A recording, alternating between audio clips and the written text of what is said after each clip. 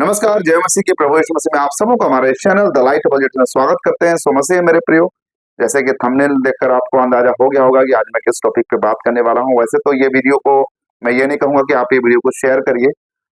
मैं नहीं चाहता हूं कि ये वीडियो ज्यादा से ज्यादा लोगों के पास पहुंचे, क्योंकि बहुत आम और बहुत सिंपल सी बात इस वीडियो में करने वाला हूँ। बस ये वीडियो मैं उस व्यक्ति तक पहुंचाना चाहता हूँ, उस व्यक्ति तक ये वीडियो मेरा पहुंच जाना चाहिए जिसने मेरे ऊपर कुछ सवाल रखा हुआ है। भाई टिंकू का बात कर रहा हूँ मैं, उन तक ये वीडियो पहुंच जाए, बस मेरे लिए उतना ही काफी है। और मैं उससे ज्यादा मैं इस वीडियो में अपेक्षा नहीं रखता हूँ कि ये वीडियो को आप लोगों तक शेयर करिए। वैसे इस वीडियो के माध्यम से भी आप लोगों को कुछ सीखने को ही मिलेगा। मैं ये नहीं कह रहा हूँ कि इस वीडियो में आपको कुछ सीखने को नहीं मिलेगा, बिल्कुल बेशक सीखने को मिलेगा, लेकिन बहुत नॉर्मल सी बात है जो आप लोग सभी लोग जानते हैं। और अगर आप लोग नहीं जानते तो इस वीडियो के अंत तक बने रहिए, इस वीडियो में आप लोग को वो सारी बातें सीखने को मिल जाए। टिंकू भाई ने मेरे ऊपर कुछ आरोप लगाया। मैं आरोप इसीलिए कह रहा हूँ क्योंकि मैं जो बात मैंने किया ही नहीं है, वो बात टिंकू भाई अपने वीडियो के माध्यम से टिंकू भाई बोल रहे हैं। तो भाई आपने जो आरोप लगाया है, आरोप ये है कि देखो, ऐसा नहीं है कि मैं डायरेक्ट वीडियो बना दिया। मैंने टिंकू भाई को, जब मैं मेरे पास एक वीडियो मेरे पास पहुंचा, एक बहन ने मेरे पास भेजा था वो लिंक को व्हाट्सएप पे। तो जब मैंने देखा, तो देखने के बाद मैंने टिंकू भाई को मैंने कॉल भी किया।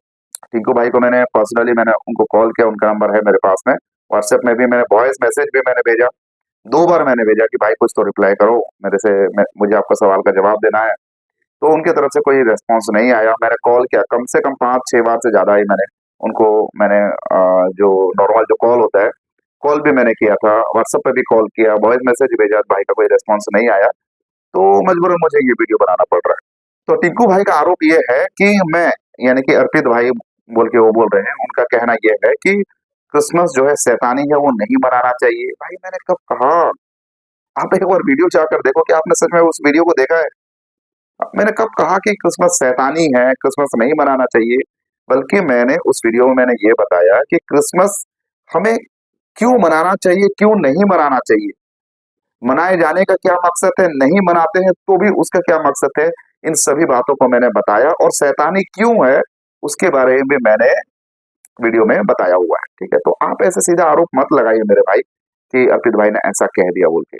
और ये भाई और एक बात कहते हैं कि वो खुद को ज्ञानी कहते हैं, खुद को बहुत वचन जानने वाला कहते हैं, और उनको वचन का ज्ञान नहीं है। अरे भाई मैंने कब कहा मेरे भाई, मैंने कब कहा मैं वो ज्यादा वचन जानता हूँ? मुझे नहीं मालूम भाई, कुछ गलती है तो आप मुझे सुधारो।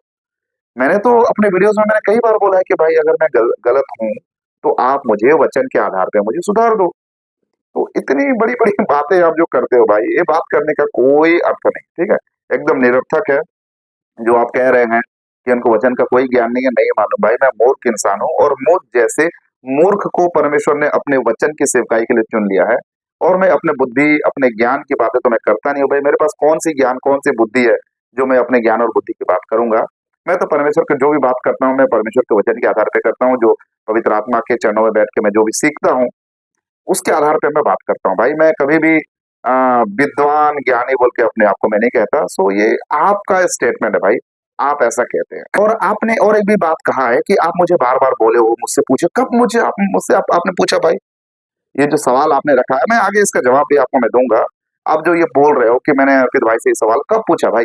आप मेरे को एक बार पूछे थे, बहन जो ये है विनीत कौर के बारे में कुछ जानकारी लेने के लिए आपने मुझे कॉल किए थे, और मुझसे आप बात कर रहे थे, और उसी बीच में आप ये सवाल भी बीच में लाए। तो मैंने आपसे एक सवाल मैंने पूछा कि भाई ये जो सवाल आप मुझे पूछ रहे हो, क्या आप ये जानने के लिए पूछ रहे हो या फिर आप मुझे परखने के लिए पूछ रहे हो? तो आपने मुझसे कहा कि भाई मुझे इसका नहीं मालूम है, मैं जानना चाहता हूँ। तो मैंने कहा कि ठीक है, अगर आप जानना चाहते हो तो बाद में इसके बारे में बात करेंगे। अभी जिस टॉपिक पे हम बात कर रहे हैं, इसी टॉपिक को हम जारी रखते हैं। मैंने तो ये नहीं कहा कि मैं आपके सवालों का जवाब नहीं दूँगा। और उसके बाद में आप सच बताइए, क्या आपने एक बार भी मुझे कॉल करके मुझे पूछा कि भाई इसके सवालों का जवाब मुझे दे दो, ये सवाल है, मैं जानना चाहता हूँ, मुझे थोड़ा-सा बाइबल से बता दो। क्या आपने पूछा? नहीं पूछा ना। फिर आप क्यों भाई कैमरा ऑन करके खेतों में जाकर वीडियो बना देते हो? ऐसा ठीक नहीं है मेरे भाई। ठीक है, आपके पास परमेश्वर ने आपको ज्ञान दिया है, बुद्धि दिया है, आप खुद को ऐसा समझते हो, वचन से बातें करो। खैर छोड़ो, ये सारी बातों को हम साइड करते हैं। भाई का जो कुछ सवाल है, उस सवालों का जवाब हम दे देते हैं। दो सवाल है भाई का। पहला एक सवाल है भाई का कि जो तीन पंडित या मंजूसी यीशु मसीह से मिलने आते हैं और प्रभु यीशु मसीह को सोना, लोबान और जो गंधरस उसको भेंट चढ़ाने आते हैं, तो इसका अर्थ क्या है? मुझे नहीं मालूम कि ये भाई ये सवाल पूछ के क्या साबित करना चाहते हैं। शायद से ये भाई के अंदर में कुछ बात होगा, कोई एक पूर्वाग्रह होगा, जो कि इनको लगता होगा कि किसी के पास ये जवाब नहीं है और मैं उसको ला दूंगा और अपने आप को थोड़ा-सा मैं उनसे बड़ा दिखाने की कोशिश करूँगा। तो भाई हम ऐसा दिखाने का प्रयास नहीं करते हैं, स्पेशली मैं अगर अपने बारे में कहूँ तो मैं कभी भी ऐसा सोच के चीज़ों को सामने नहीं रखता हूँ, ठीक है? आपका ये अंदर में एक पता नहीं क्या है भाई, मुझे नहीं मालूम। लेकिन आप क्या सोचते हैं कभी इधर, कभी उधर, आप अपने बातों में कभी स्थिर रहते नहीं हैं। तो चलो मैं आपको सवालों का जवाब देता हूँ। सोना, सोना का मतलब क्या है? सोना राजाओं को चढ़ाया जाता है। भजन संहिता 72 उसका 10 और 11 में आप पढ़ लेना, वहाँ पे आपको इसका ज़िक्र आपको मिलेगा। प्रकाशित 19 अध्याय उसका 16 वचन में भी इसका ज़िक्र आपको मिलेगा कि जो सोना होता है ना, वो राजाओं को चढ़ाया जाता है और एक राजा के तौर पे प्रभु यीशु मसीह को जो है संबोधित किया गया। प्रभु यीशु मसीह एक राजा है, इस चीज का ये प्रमाण है। देखो प्रभु यीशु मसीह के साथ जो कुछ भी होता है ना, वो जो कुछ भी हुआ है, वो सब कुछ एक एक्सीडेंटली नहीं हुआ या फिर ऐसा कुछ बात हुआ ही नहीं है जिसका कि कोई अर्थ ना हो, ठीक है? और इसके बारे में भविष्यवाणी भी की गई थी पहले से।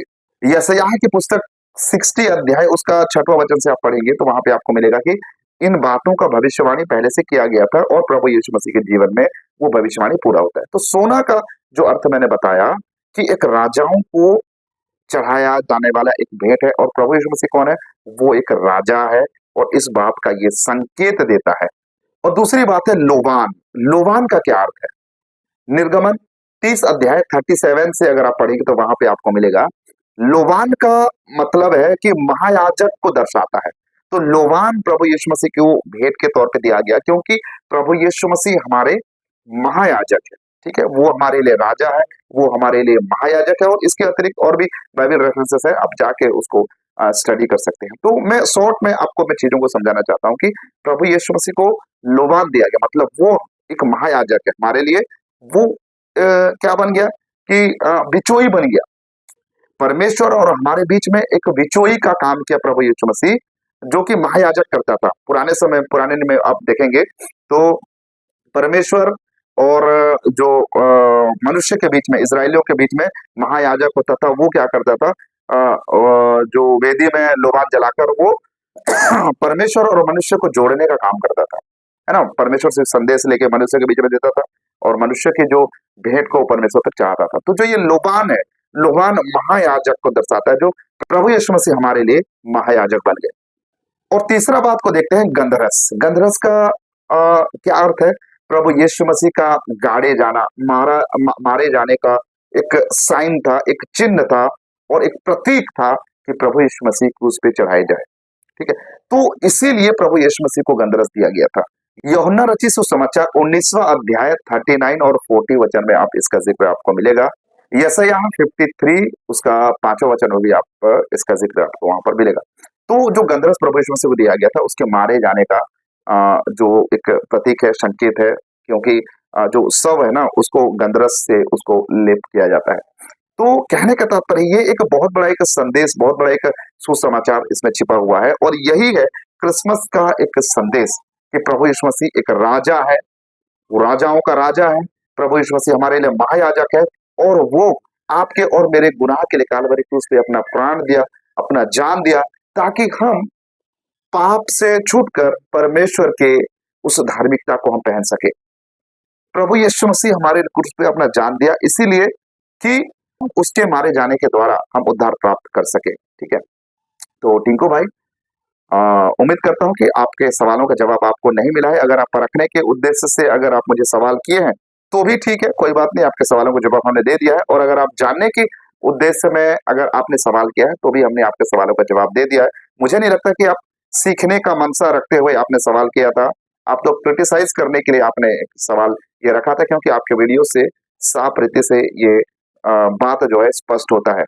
और सेकंड सवाल का जवाब देने से पहले मैं एक बात भी कहना चाहूंगा कि भाई आपने जो है आशीष राजकुमार को भी आपने ये सवाल पूछा था, ठीक है, और आप अपने वीडियो में कहते हैं कि आशीष राजकुमार आपके सवालों का जवाब नहीं दे पाया। आप ऐसा कैसे कह सकते हैं भाई कि आशीष राजकुमार ने आपके सवालों का जवाब नहीं दे पाया? वो देना नहीं चाहते हैं तो आप क्या कहेंगे भाई? चलो वो जरूरी नहीं समझते हैं कि वो आपको आपके सवालों का जवाब दे। तो आप ऐसे कैसे डायरेक्टली किसी को आरोप लगा सकते हैं कि उनको नहीं मालूम है, वो नहीं जानते हैं, वो सवालों का जवाब नहीं दे सके? देखो आशीष राजकुमार जो भाई है, उनके साथ मेरा व्यक्तिगत कोई शत्रुता नहीं है, कोई दुश्मनी उनके साथ नहीं है। मैं उनके साथ बस इसीलिए उनके साथ मेरा मनमुटाव इसीलिए रहता है कि वो सच्चाई को जानते हुए भी वो गलत चीजों को क्यों क्यों प्रमोट करते हैं? सही शिक्षाओं को जानते हुए भी वो गलत शिक्षाओं को क्यों प्रमोट करते हैं? यही मेरा हर समय उनके पास में एक सवाल रहता था और मनमुटाव रहता था। उनके साथ में हमारा जो भी बात होता था इसी बात को रखते हुए, और कोई दूसरा बात नहीं है। तो भाई टिंकू, आप किसी के ऊपर जब आरोप लगाते हो ना, पहले अच्छे से आप चीजों को स्टडी करो, पहले अच्छे से देखो, उसके बाद आप किसी के ऊपर आरोप लगाओ तो अच्छा लगेगा। अब भाई का दूसरा एक सवाल है कि यूहन्ना बपतिस्मा देने वाले ने जो है वो लोगों को बपतिस्मा दिया, तो क्या वो खुद बपतिस्मा पाया हुआ था? अगर पाया था तो उसका कहाँ पे जिक्र किया गया है? ये भाई का सवाल था। तो सबसे पहला तो मैं कहूंगा कि भाई आपका ये जो सवाल है ना, ये बिल्कुल अटपटा सा सवाल है। ये सवाल एक, आप खुद को एक भविष्यवक्ता कहते हैं, प्रोफेट कहते हैं, तो मैं कहूंगा कि एक प्रोफेट जो खुद को कहते हैं, वैसे तो हम नहीं मानते हैं, ना ही बाइबल आपको प्रोफेट कहती है। आप खुद को अपने आप को प्रोफेट कह लेते हैं, वो बात दूसरा है। तो अगर आप खुद को प्रोफेट कहते हैं तो भाई ऐसा सवाल करना बिल्कुल शोभा नहीं देता है। आप तो एक बहुत बड़े प्रोफेट खुद को कहते हो, लेकिन मुझ जैसे एक छोटा सा सेवक भी अगर ऐसा सवाल करता है तो ये सवाल बड़ा अटपटा सा है। क्योंकि एक वचन वचन में बढ़ने वाला व्यक्ति, प्रार्थना करने वाला व्यक्ति, वचन को सीखने और समझने वाला व्यक्ति का सवाल ऐसा बिल्कुल भी नहीं होना चाहिए। चलिए फिर भी इन सवालों का जवाब मैं आपको देना चाहता हूँ। देखिए भाई टिंकू, अगर आप यूहन्ना बपतिस्मा देने वाले का जो बपतिस्मा है उसकी बपतिस्मा, और प्रभु यीशु मसीह ने जो अपने चेलों से कहा कि तुम पिता पुत्र पवित्र आत्मा के नाम से बपतिस्मा दो, वो बपतिस्मा दोनों को अगर आप मिलाते हैं तो आप जो है बहुत गलत काम कर रहे हैं, ठीक है? क्योंकि प्रभु यीशु मसीह ने जो कहा कि तुम चेले बनाओ और उन्हें जो आज्ञा मैंने तुम्हें दी है वो मानना सिखाओ, और पिता पुत्र पवित्र आत्मा के नाम से तुम उसे बपतिस्मा दो, तो वो बपतिस्मा लेने के लिए आपको चेला बनना पड़ेगा, शिक्षाओं को सीखना पड़ेगा। जब तक आप शिक्षाओं को नहीं सीखेंगे, आप बपतिस्मा लेने के योग्य नहीं है। जो कि पिछले समय मैंने एक कॉल रिकॉर्डिंग में मैंने आप लोगों को दिखाया था कि एक व्यक्ति अंकुर नरोला के पास जाता है वहां पर, और बपतिस्मा भी उसका हो जाता है, लेकिन उसको कोई चीज नहीं मालूम है। तो ये जो बपतिस्मा है बहुत गलत है। इस तरीके का बपतिस्मा बिल्कुल भी नहीं होना चाहिए, और जो उसको बपतिस्मा दे रहा है वो भी गलत कर रहा है। सबसे बड़ा गुनहगार तो वो है जो उसको बपतिस्मा दे रहा है, क्योंकि उसको बिना सिखाए उसको वो बपतिस्मा दे रहा है। तो चेला बनना है, वचनों को सीखना है, तब जाके बपतिस्मा लेना है, ठीक है? तो अगर कोई एक व्यक्ति वचन पे सीख रहा है तो वो व्यक्ति खुद बपतिस्मा प्राप्त जरूर होगा, और उसको बपतिस्मा लेके फिर उसको सिखाना भी है। तो वो बपतिस्मा और ये बपतिस्मा में बहुत डिफरेंस है, ठीक है? एक व्यक्ति प्रभु यीशु मसीह को व्यक्तिगत उद्धार करने के बाद ही वो बपतिस्मा ले सकता है, जो कि प्रभु यीशु मसीह ने कहा था। और यूहन्ना का जो बपतिस्मा है वो मन फिराव का बपतिस्मा था, ठीक है? मन फिराव का बपतिस्मा यूहन्ना ने दिया था, और यूहन्ना को बपतिस्मा लेने की आवश्यकता नहीं थी, क्योंकि यूहन्ना खुद परमेश्वर की ओर से भेजा गया था, और वो जो गर्भ में था, एलिसबा के पेट में था, गर्भ में था, उस समय ही वो पवित्र आत्मा से परिपूर्ण था। लूका पहला अध्याय उसके 15 वचन में आप पढ़ेंगे तो वहां पे आपका इस बात का स्पष्टीकरण आपको मिलेगा कि यूहन्ना जो है वो मन फिराव की अवस्था में था, वो गर्भ में ही, और वो जो पैदा हुआ उसके बाद वो प्रभु यीशु मसीह का आने का वो प्रचार किया, ठीक है? तो यूहन्ना जो है मन फिराव का बपतिस्मा देता है, और वो खुद मन फिराया हुआ व्यक्ति था, और उसको बपतिस्मा की कोई आवश्यकता नहीं थी, क्योंकि वो मन फिराया हुआ था, और मन फिराव का वो बपतिस्मा लोगों को दे रहा था। और इसका कहीं पे कोई जिक्र नहीं किया गया है कि यूहन्ना को कोई बपतिस्मा मिला है, ठीक है? अब यहाँ पे आप एक सवाल आप कर सकते हैं, तो प्रभु यीशु मसीह ने क्यों यूहन्ना से बपतिस्मा लिया? क्या प्रभु यीशु मसीह का मन फिरावा नहीं था? तो देखो भाई, प्रभु यीशु मसीह जो है वो सारे धर्म कर्म को वो पूरा करने के लिए आया। प्रभु यीशु मसीह के बपतिस्मा लेने का अर्थ ये है कि वो हमारे लिए सारे धार्मिकता को पूरा करे, ताकि हम यीशु मसीह की धार्मिकता के द्वारा हम धर्मी गिने जाएं, ताकि इसीलिए कि हम खुद कोई धर्म का काम करें। प्रभु यीशु मसीह ने खतना भी किया, प्रभु यीशु मसीह ने जो है वो सप्त का दिन को भी पालन किया, और सभी बातों को प्रभु यीशु मसीह ने किया, क्योंकि सारे धार्मिकता को प्रभु यीशु मसीह को पूरा करना था। ठीक है, तो इसीलिए प्रभु यीशु मसीह हमारे लिए एक नमूना बन गया ताकि उसको हम फॉलो कर सकें। ठीक है, तो इसीलिए प्रभु यीशु मसीह ने उपवास भी हुआ, प्रभु यीशु मसीह बपतिस्मा भी लिया, और बाकी चीज हम देखते हैं। तो यूहन्ना बपतिस्मा देने वाला का बपतिस्मा का जिक्र बाइबल में नहीं किया गया है, और वो मन फिराव का बपतिस्मा दे रहा था। वो जो है उद्धार के लिए बपतिस्मा नहीं दे रहा था, वो मन फिराव का बपतिस्मा दे रहा था। और एक उद्धार प्राप्त व्यक्ति जब प्रभु यीशु मसीह को व्यक्तिगत उद्धार करता विश्वास करता है, तब जाके उसको पिता पुत्र पवित्र आत्मा के नाम से बपतिस्मा लेना अनिवार्य है। तो भाई टिंकू, उम्मीद करता हूँ आपके सवालों का जवाब आपको मिल गया होगा। और मैं तो ज्यादा ज्ञानी नहीं हूँ भाई, मैं अपने आप को ज्ञानी नहीं कहता हूँ। हाँ, लेकिन मैं जो सीखता हूँ व्यक्तिगत रीति से, बाइबल को मनन करता हूँ, पढ़ता हूँ, और यूं ही मुंह उठा के वीडियो नहीं बनाता भाई। रात को सोया, सपना देखा, सुबह में आके बोला कि मैंने ये देखा वो देखा, जो कि बाइबल के साथ उसका कोई तालमेल होता नहीं है। तो ऐसे बातों से हम दूर रहते हैं, और प्रभु की आत्मा हमें इन सारी चीजों से हमें दूर रखती है। तो मैं उम्मीद करता हूँ कि आपको आपके सवालों का जवाब मिल गया होगा। वीडियो बनाकर बता देना भाई, ठीक है। सो बस ये मेरे प्रियो, इस वीडियो को आप अगर चाहते हैं तो लोगों तक शेयर करिए, अन्यथा आप इसमें से क्या सीखा है आपने कमेंट करके जरूर बताइएगा। तो आज के लिए बस इतना ही, मिलते हैं अगले और किसी दूसरे वीडियो से। तब तक के लिए प्रभु आप सबका से प्रदान करें। आप सबको नमस्कार, जय मसीह की प्रेस, गॉड ब्लेस यू।